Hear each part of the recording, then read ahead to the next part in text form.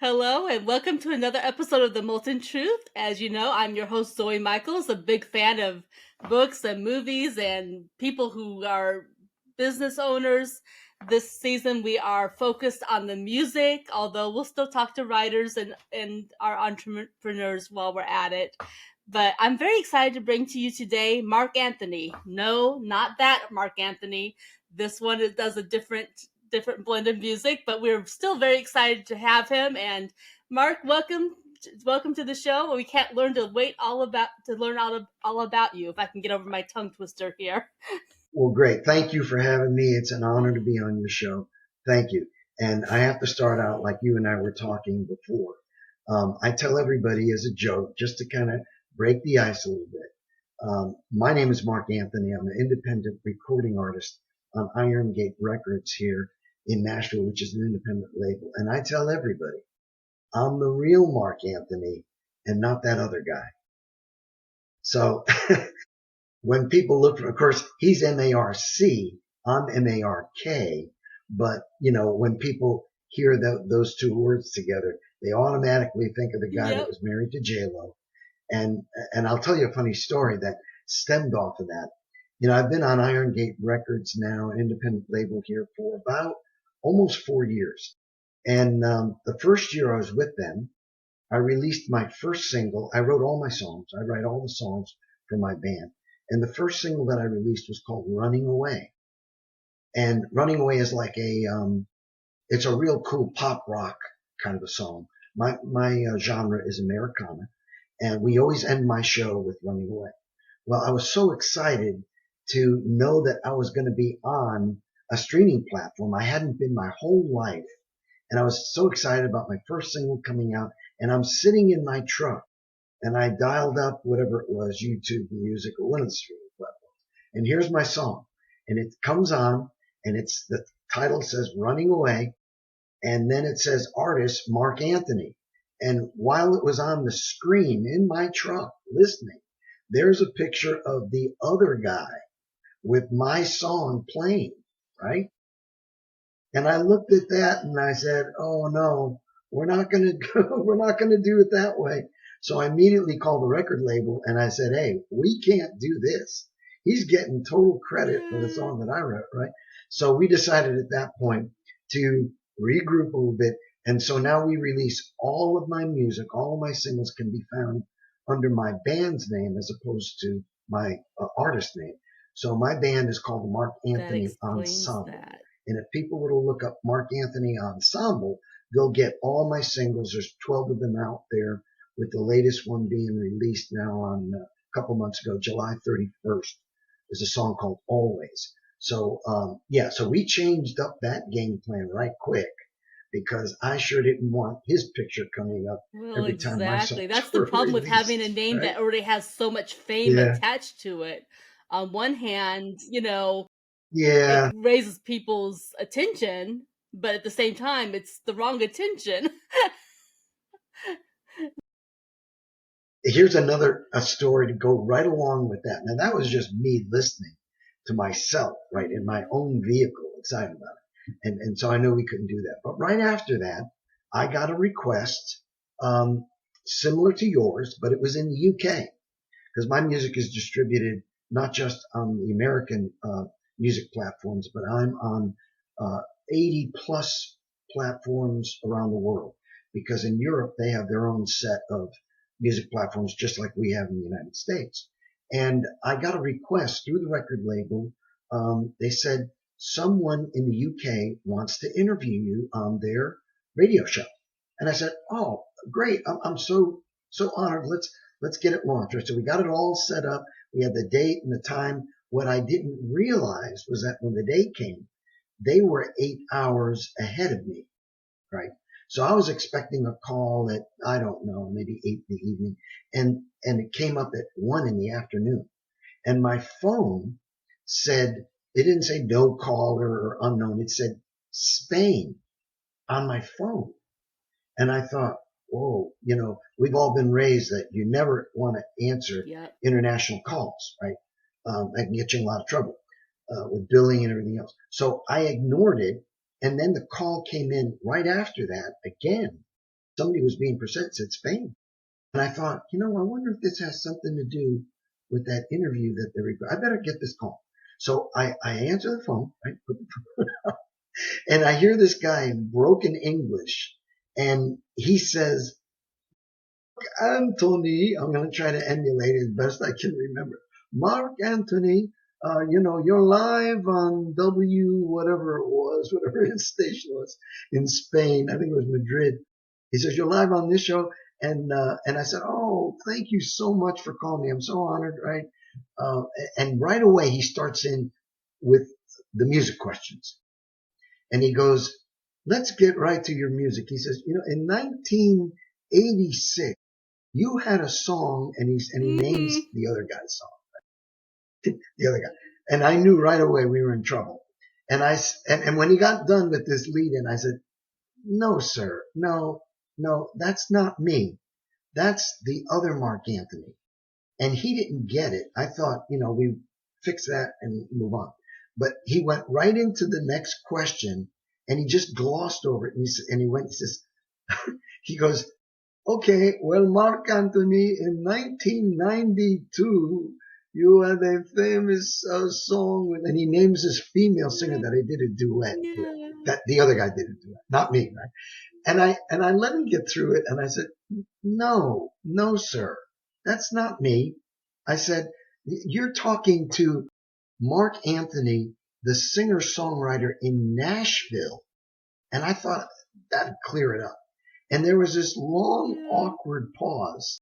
And he comes back on and he goes, oh, so Mark Anthony, so you live in Nashville now. Oh, he was And still confused. Oh. that's, I said, oh, this, so I got out of it gracefully. We ended it. Thank you so much for having me.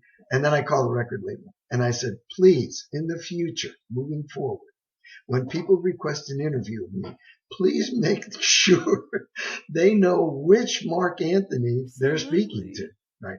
So I could hear them on the other end of the phone, the staff. They were all laughing, because I got confused. I should have just gone along with it, Zoe. I should have just gone along with the fact that, yeah, I was married to J.Lo, and yeah, we had a great life. I should have just Could left, have made for a but I fun didn't. interview, just to So pretend to be the other Mark Anthony. it was.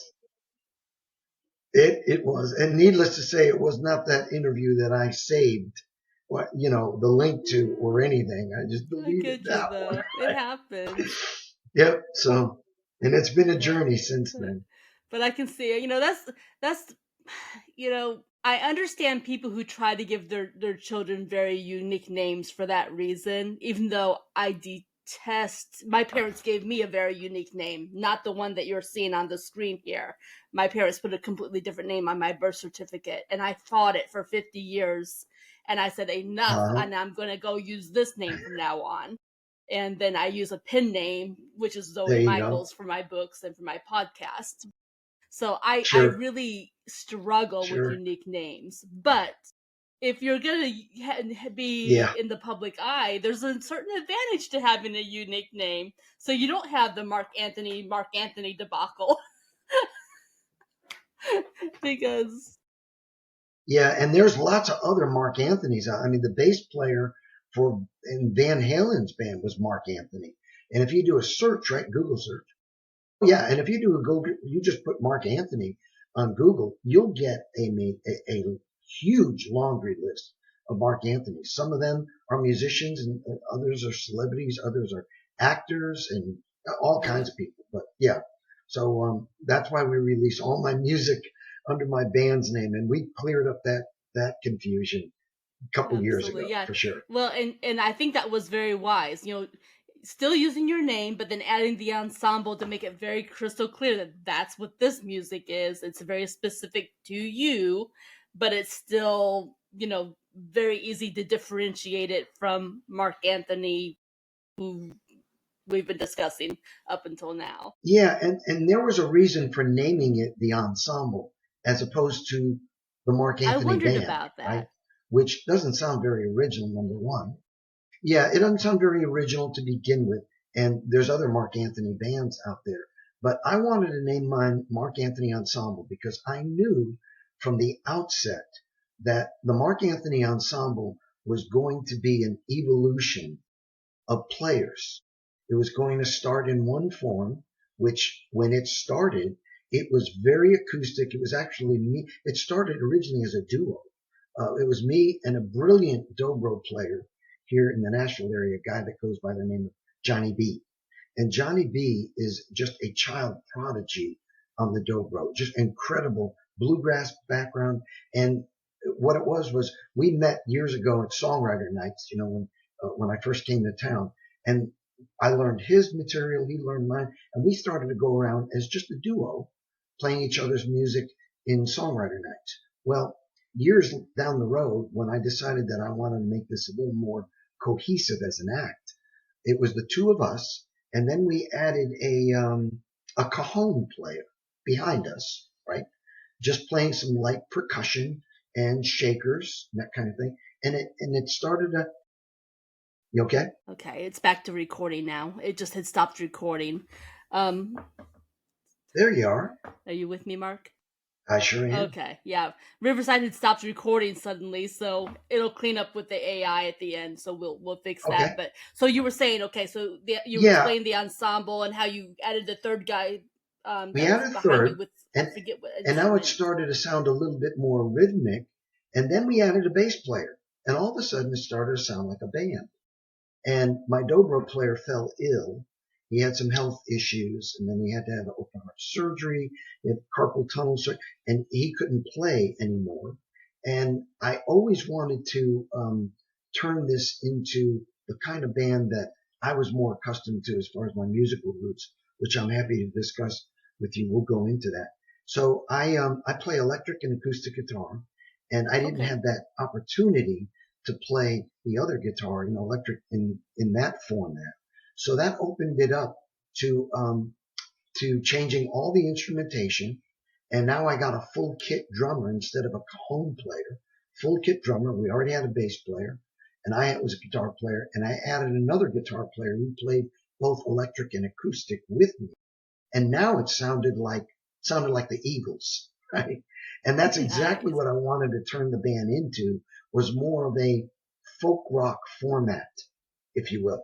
So Yeah. that was the first collection of players. The band's been in existence for 5 years now, and since Okay. then, players come, players go. Sometimes we lose people that go on the road with other artists. They're not backing me up anymore. They're backing up another artist. So I knew that that was going to be an evolution, this band. So we would replace one member and then the flavor of the band would change with changing musicians. And it always went up. It always, like, in other words, the quality of the players got better and better and Yeah. better. And as consequently, it made my music come alive. All the dynamics that are in my songs started to come out a lot more.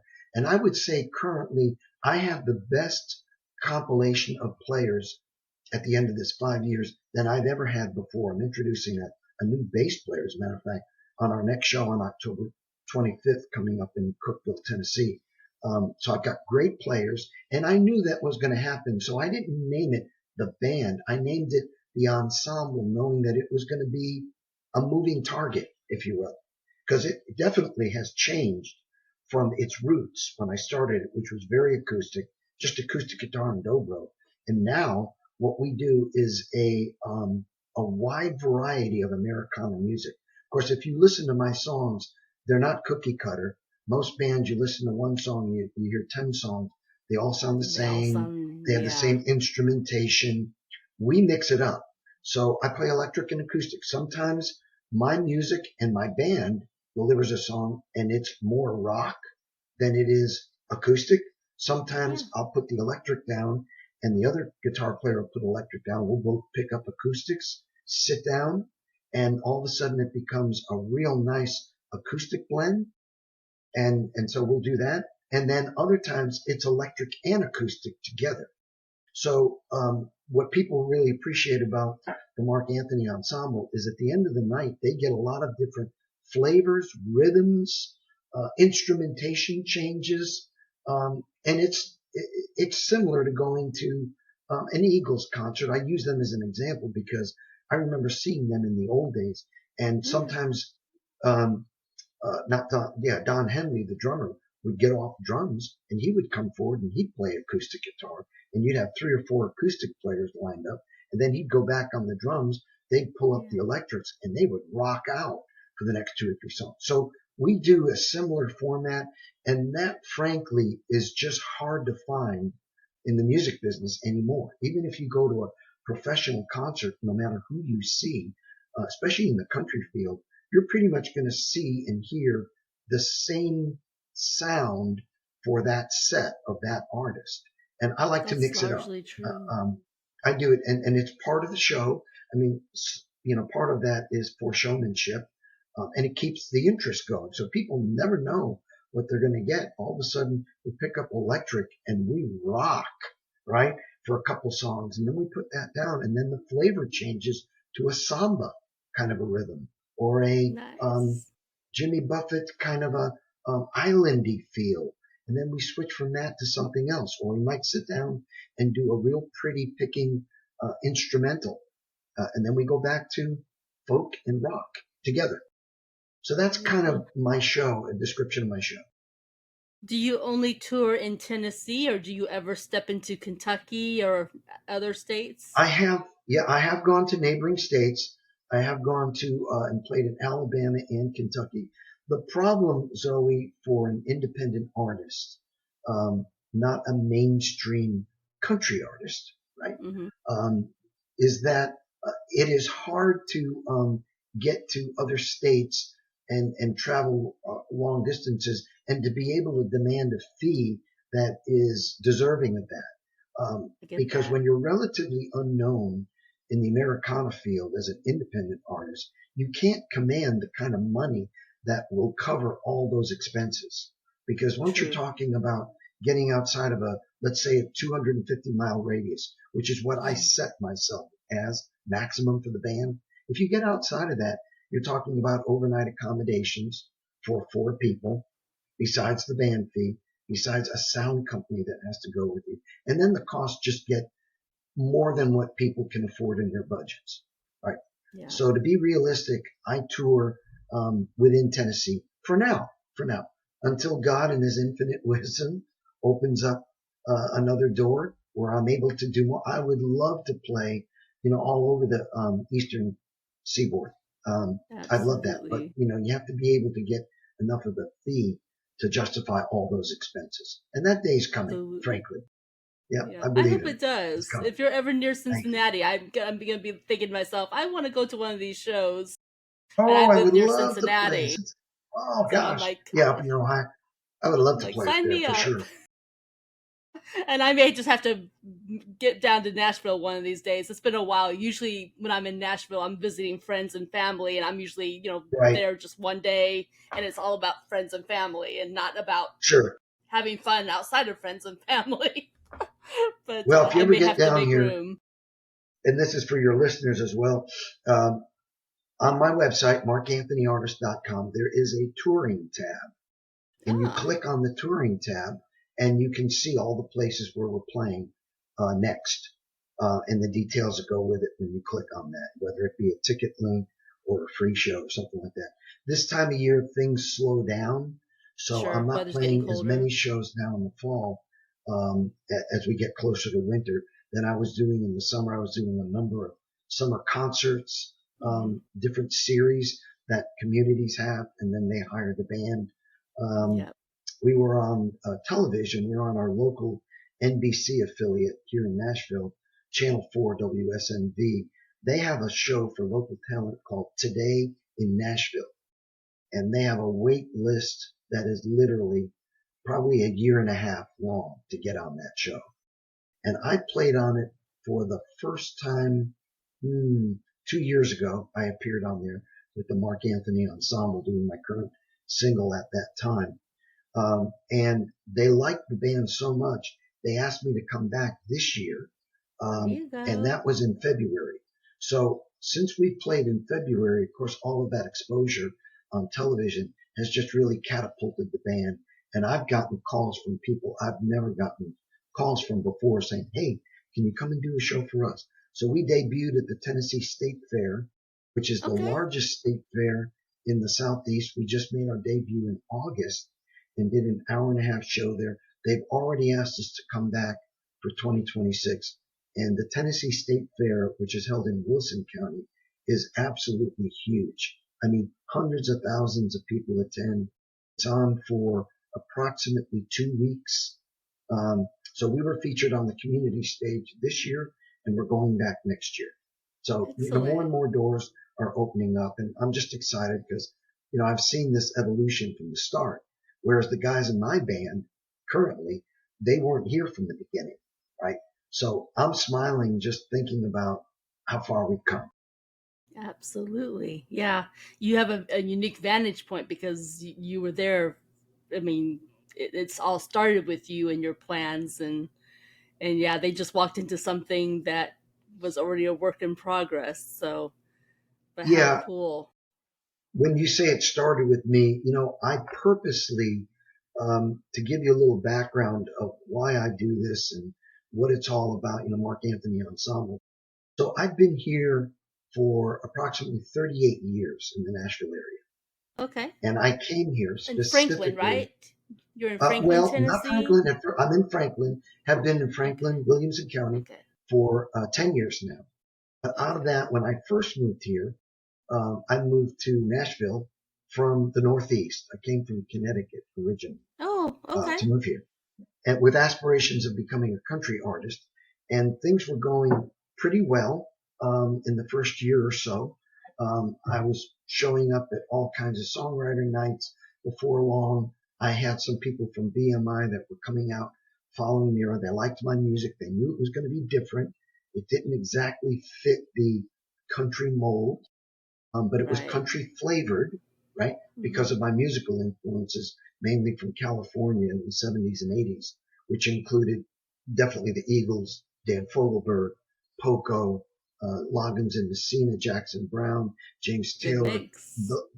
all those kind of influences mixed together, Hmm. which Yeah. I like pretty music. I like structured melodic music, but I like rock and roll too. I grew up on Hmm. all that. So when I came here, things were going well. I was working a full-time job in the engineering field. I had two careers. I had one in civil engineering, which I was in for more than 25 years. And then I went back to college, which is kind of a foolish thing.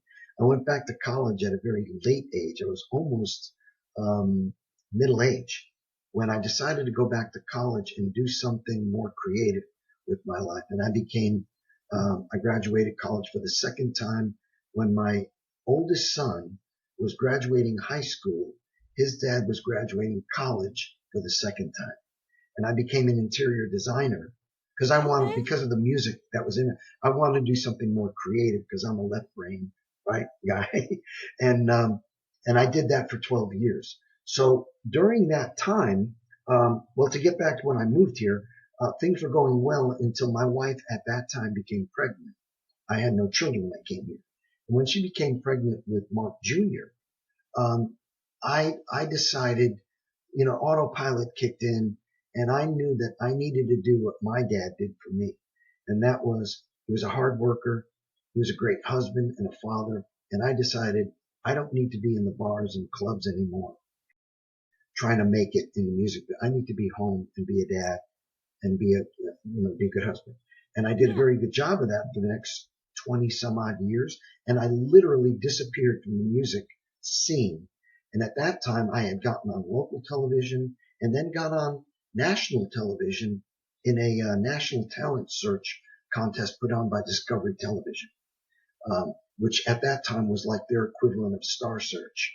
They had 100 contestants from around the country. I was selected for Nashville, and wouldn't you believe it, out of 100 contestants, I came in, if I remember correctly, I came in first runner up in that contest.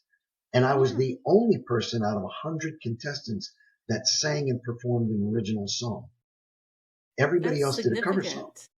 Well, Yeah. what I wanted to do was I figured if I'm going to be on national television, I want to make a statement to the Nashville community, to the business, Hmm. say, hey, I'm a new guy in town and I write songs and here's one of mine. I'm performing it on national television. Well, that's when I came home shortly thereafter, found out the good news that my wife at that time was pregnant. And that's when I Yeah. decided to pull the plug and do the right thing and do what my dad did. Like I said, I did Yeah. a very good job of that for the next 20 some odd years and disappeared. But I was writing songs all that time. And Well, so after sure. about 30 years, I stored up this incredible repertoire of material that wasn't going anywhere. And when the days came, when the kids were grown, that kind of thing, when your kids are grown, you know that one of these days they're going to leave the house, whether they're Exactly. 17, 18, 35, right? And Right. when they left, The project's completed. yeah, and I had all this material. So I decided, you know what? I'm going to the days of the music business maybe are behind me, but there's still a lot of music left in me. So I decided to form the band, and the band was formed specifically with one goal in mind. It was formed to be a showcase band for all of my original music that I had been writing all these years in the Yeah. hopes that, well, what I call it is Mark Anthony Ensemble is, if you will, a live demo of my music. So Okay. instead of putting a demo record together and you drop off, in those days it was a cassette or a CD. This is a live demo. So when people come out, they hear my music and my songs and I'm performing it, but with a full band accompaniment instead of just, well, here's a CD, listen to it Right. sometime. It's a full band. And I love to perform. That's the other half of it. I don't just do this so that people can hear the music with a full band. I love to perform, and all my guys are great players. They're all Nashville cats and Yeah. great players. Um, and so we're still having a blast. I'm having a blast doing this. And, I've always been prepared that if God were to open up a door, I'm always ready to walk through it. And if he doesn't, and I keep doing what I'm doing, it's still okay because, like I said, I'm having a blast playing my music and I'm getting to do it my way. And that's the best possible attitude. You're having something that you're enjoying, your audience is enjoying, and from a demo Exactly. standpoint, you have some person out in an office, who may or may not play your CD or recording, and they only have themselves as the audience, so they're only looking at their own opinions. But you have someone walk in and see a whole room full of people enjoying music, is a whole different perspective. But that is the way a demo should be Yeah. done. What does the Yeah, audience think? Who exactly. cares what you think? What does the audience think? Right. And of course, my ultimate objective, even though I have cut and recorded, produced and wrote and arranged all these singles, and I'm proud of my records, but my hope is that someone, like passing the baton, if you will, someone out there someday, like shooting a flare up on the Mhm. Titanic. For the little Yeah. time that flare is up there, I'm hoping that someone is going to hear one of those songs and go, hey, that tune was awesome. I want to record that song. And so I'm hoping that one day, my songs are being played on independent radio stations, podcasts like yours, all over the country. Someday somebody's going to hear one of those songs and go, I want to put that on my album. I want my artist to cut Dance Until Dawn or whatever, Jukebox Rock in the House. And I'd love to hear my songs recorded by someone else on some other album. So, that's my ultimate goal. That's why I'm doing what I'm doing. Absolutely, which means obviously you've copyrighted your songs, which is something I've been learning Yes, from the indie artists I've spoken with. They're like, we have to copyright our songs so that that could correct. happen. You know, Yep, so yep. I learned a little bit from each of you as I speak with each of you. I'm like, oh, I learned this, and I learned that from you, and I learned this from you. But Well, the I was copyright smart. thing When I is came to important. town, I'm a BMI affiliate songwriter here. So when you come to Nashville, if you're a songwriter worth your salt, you're going to be joining one of three of the music associations that collect royalties for songwriters, which is BMI, ASCAP, or CSAC. Those are the three, with BMI and ASCAP primarily the two big ones. And I got registered right away and formed my own publishing company within BMI. So literally every time I'm releasing a song, it's being published under me, under my publishing company. Yeah. And of course, if someone else were to pick up one of those tunes, I would share publishing with someone else who's got publishing under another label or a record label or publishing company. And that's the way it works. But that's okay because that's what eventually will happen on some of these songs. Absolutely.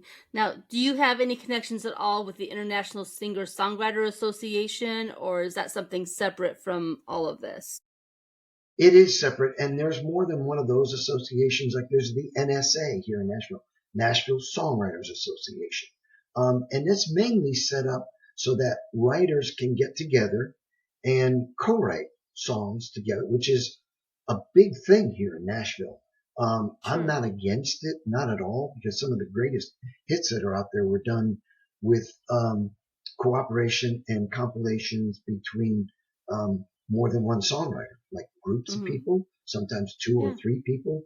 Um, I have never really done it that way, only because, uh, a lot of songwriters are strong in one area or another. They're strong lyrically or they're strong instrumentally, and that's why they co-write together so that they can combine all that and come up with one song. I do it all. All my songs I write the lyrics and the music and perform it. So I've never really seen the need for me to get together and try to translate and communicate what I'm thinking to someone else. I can't imagine that being done because by the time I figure out how to do that, I've already written another song, right? Lyrics and music. So I do it all together. And, I'm not saying that's the best way to do it, but that's how I've done it. That's Mark Anthony's Sure. way of doing it. Yeah. Sure. So all the songs that Mark Anthony Ensemble does, you've written yourself. Has there been any collaboration at all from the other I'm sorry, I'm using the word band, but from the other members of your Yeah. ensemble, have they had any input into the music at all, or are they just happy to play along to the music you've created? Yeah, that's a great question because, well, to answer it very succinctly, no, they haven't. But my band members are so good. Now, they only come so close to what I'm hearing up here. Hmm. And when I write the songs, Right. I hear all of the parts. I hear the harmonies, what the guitar should be doing, what the drums should be, that kind of thing. So I can explain it to them and I can play it and they'll get as close as they can to what I'm hearing. Yeah. But when I record my songs, literally I go in the studio with studio musicians because those guys they're a different breed.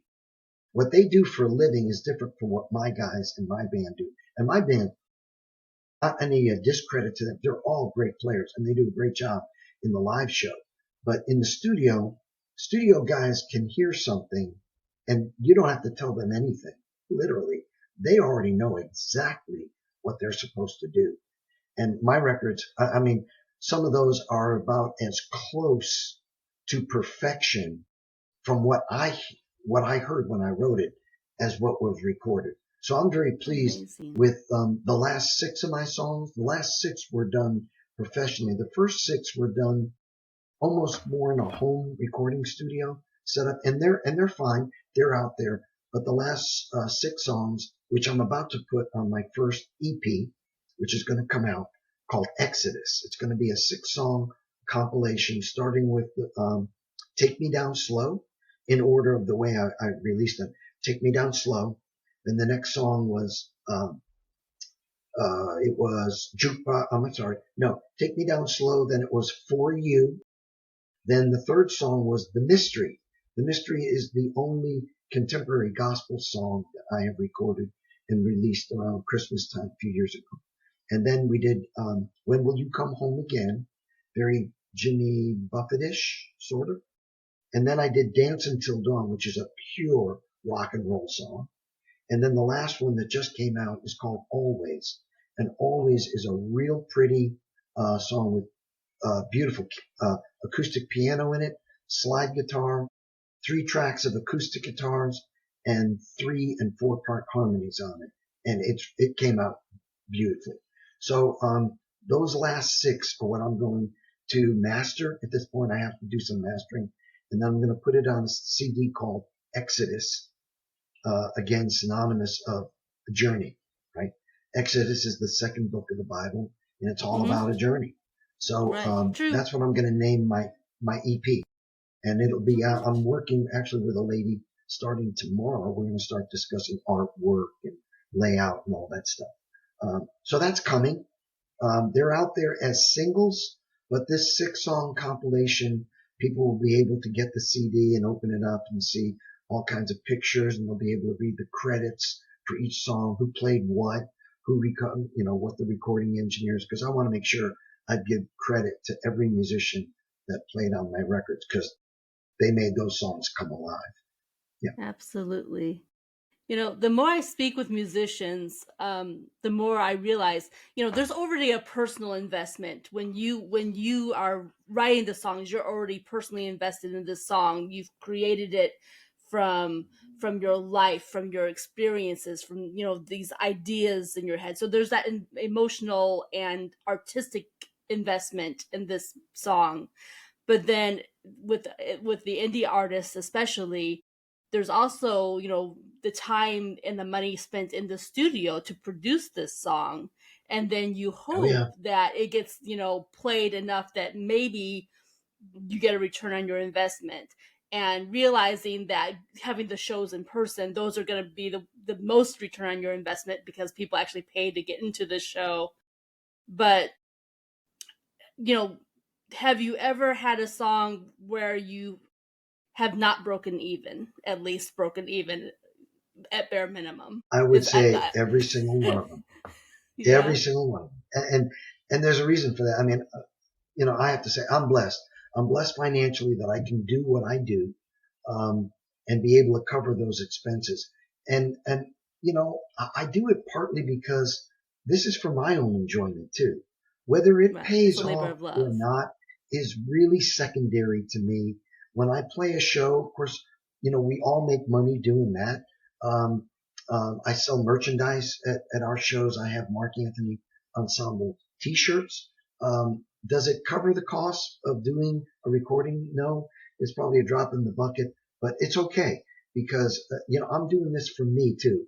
And I've always been a perfectionist in that area when it comes to music. And whatever it's going to cost, of course, I don't have endless resources and I can't, spend $50,000 on a song, but to do it right, if it requires a little bit more, expenses on it, I want to make sure when it comes out that I'm happy with it first as the singer songwriter. And when I am, whatever that cost may be, um, then I'll make sure that I get that covered. I have several people since the band's been in existence that are interested now in backing financially more and more of my projects. So That's the good. next step after this CD, because a lot of people are listening to CDs, I'm going to get this done so that I can basically sell them at shows, or even hand them out as business cards. What my next step is, I'm going to be doing a vinyl with those same 6 songs. It'll be maybe a 10-inch vinyl, different colors, yellow, red, that kind of thing. And Yeah. that'll make more of a splash in the music business than having a CD. But we're And going to why do it is one step that? at a time. Is it Because because that's it's what the people are they're going gonna? to. No, that's, there's a trend back when probably you and I were growing up, right? We had albums. I've got I still a remember collection of those. albums. Some of those I have Yeah. never even cracked open yet. I haven't even cut them open. And we're coming back to that now. Turntables and vinyl records are coming back as kind of a big fad. Have been for quite a while.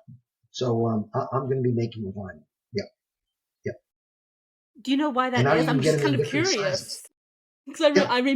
I remember like the big records and the smaller Yep. little records. I Yep. mean, I Yeah, 45s, and the big yeah, records were, I think, 12-inch. Now you I can think get so.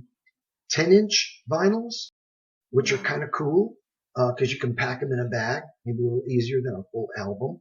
And that's what I'm going to be doing is I'll probably do a 10-inch vinyl and make them Yeah. some cool colors.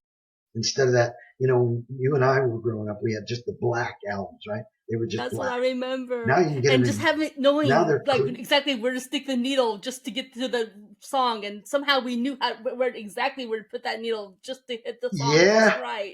How did we manage to do that? I don't know, but we had it down. Yeah, that's right. Yeah, with a cue stick and all that stuff. Um, Yes. yeah, so that's the next step after the CDs. I'll do a vinyl. Wow, that's amazing. Thank goodness we're not going back to 8 tracks though. Oh gosh. That'd be too Yeah. far back. The Yeah, I'm vinyls I going to can date see, but the 8 myself. tracks, whew. Yep. I remember. I remember when the Absolutely. first one would unravel inside your car player, and that was it. Mm. That was it for that one, right? You pull it out, and it's just endless tape. That's true, because once it was done, it was done. There was no coming back That from was those. it. At That's least the right. cassettes, you stood a fighting chance of, getting it back together to Yep. some extent. But If you had a yeah, those pencil eight with an tracks, eraser at the end, yep, that's right. yeah, If you man, had a pencil with an eraser at the end, you had a chance, right? exactly. Oh boy, that brings back some serious memories.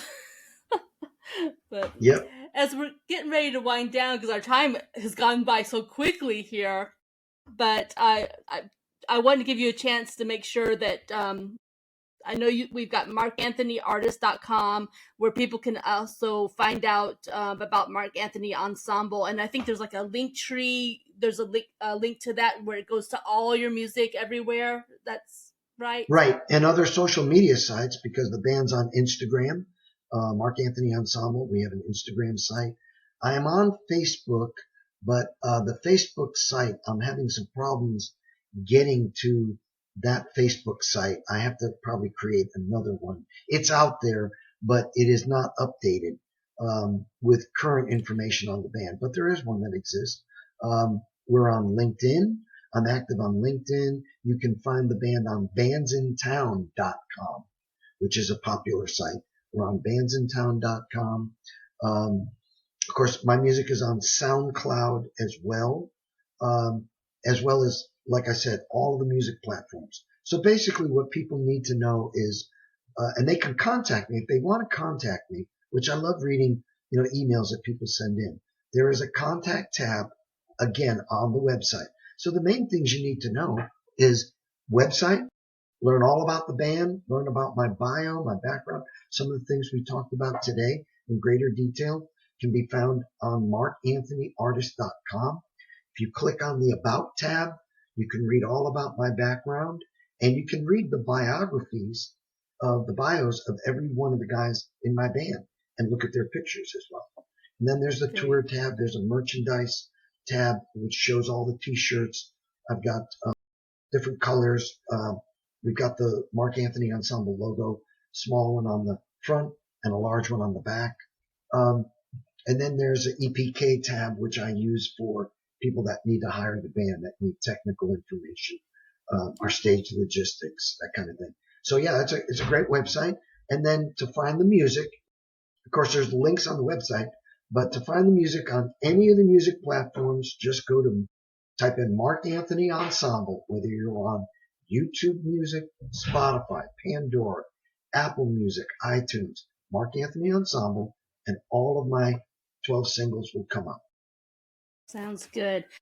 Now, I just want to reiterate for our audience this is Mark with a K, not a C, when they're looking at markanthonyartist.com and Thank Mark you, Anthony Zoe. Ensemble. No problem. Just really wanted to emphasize that because not everyone is going to be able to see the video. Some of this will be audio for some of our audiences. So, as we get ready to close down, we always have a random question from our previous guest.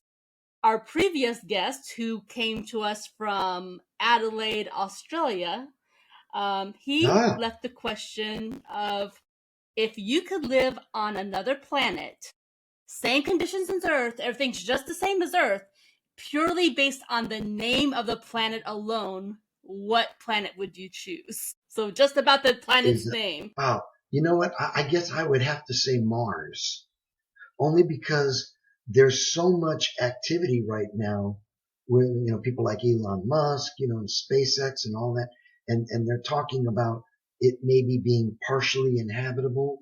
And that intrigues me. I've always been a sci-fi buff. So that already intrigues me. And even though I think we're a ways from that, or from having a colony, I would have to say Mars. Yeah. Okay, Because I think okay. that's the next greatest frontier in space exploration.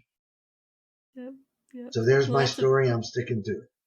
it works. It answers the question, and at least it wasn't the other planet that he and I were joking about would be the crude answer. So he had said his answer would have been Oh Saturn gosh. because he liked the rings, but there were so many possible answers of planets. So Mars is a good Yeah. safe answer. But it was an interesting Now question. I have a good question for you for your next artist, if you're ready. I'm ready. Yep, I'm ready. Okay. So Zoe, we all go through this. We all go through different seasons of life, right? Mm-hmm. Seasons Yep. come, seasons go. Sometimes we're in the valley. Mm-hmm. Sometimes we're on the mountaintop. And most of the time we live somewhere in between. So my question would be, what season of life are you in currently? Okay. And they can talk about that, whether it's a bad one, whether it's a low point, whether it's a high point. It's an interesting question, but it also reminds me of that song. Ain't no mountain high enough, ain't no valley low enough. Yeah, there you go. That's where my mind went to when I was here. I mean, that reminds me of that song. But I'm showing my age there, right? At any rate, it's been fun Comes, talking to you. thank you. Yeah, same here. That song comes from the soundtrack from Remember the Titans with Denzel Washington. And that's one of my It doesn't. favorite movies of all time. It doesn't predate that. Yeah, I could have sworn it predated that it that does. that Oh yeah, movie. it certainly does. Oh yeah, I was it gonna certainly, it say. way predates it. But it was in that movie and they did such a great job of putting that in with the football theme, and all that stuff. Yeah, I love that Yeah, movie. yeah. That's just an aside thing. Nothing wrong with that. But I'm with you with the sci-fi. I love the sci-fi, and I'm more of Mm. a Star Trek kind of gal. Oh But yeah, definitely love the same here. sci-fi. Yeah, Same here. could go into that. Anyway, it's been so nice talking to you. If you'll hang on after we stop the recording, I'll have some additional information for you. But we're going to go ahead and close out the recording now. Thank you so much. You're so welcome. God bless you.